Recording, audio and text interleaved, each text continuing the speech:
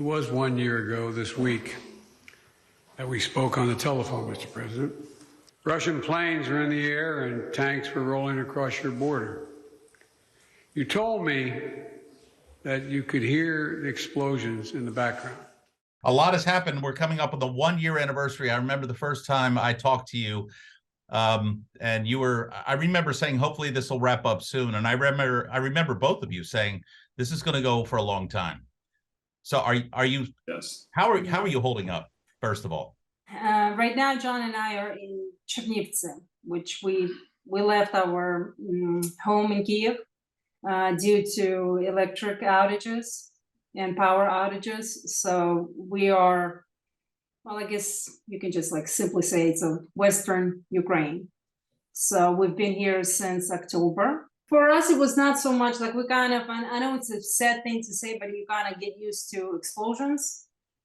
You understand how much time you have based on what's up there in the air, how much time you have to get down to the shelter.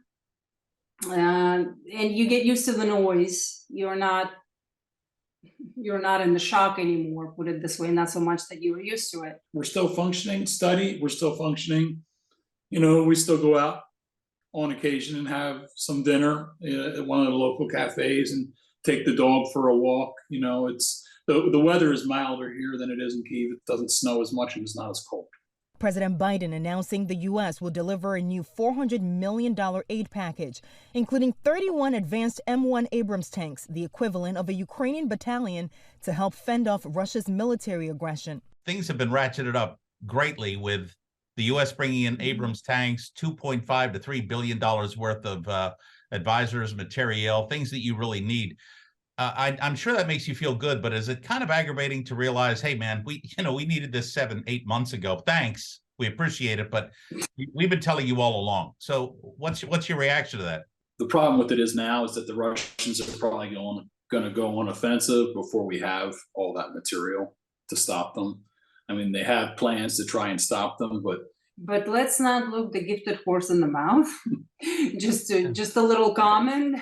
For a little while there, I thought that United States has misplaced the balls someplace far away, and I didn't know where it was. I was like, what is going on? You should be able to deliver. I mean, you are the power nation, or, you know, I'm part of it. So where is your power?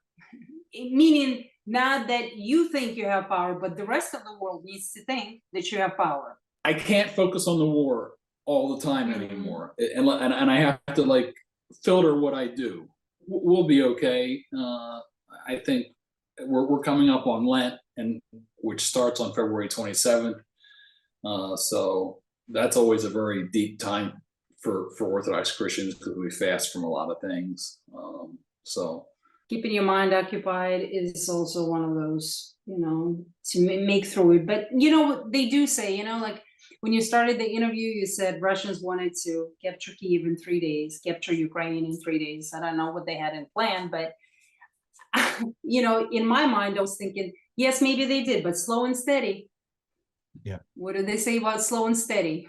And that's how long we're going to be with you, Mr. President, for as long as it takes. We'll do it. Thank you.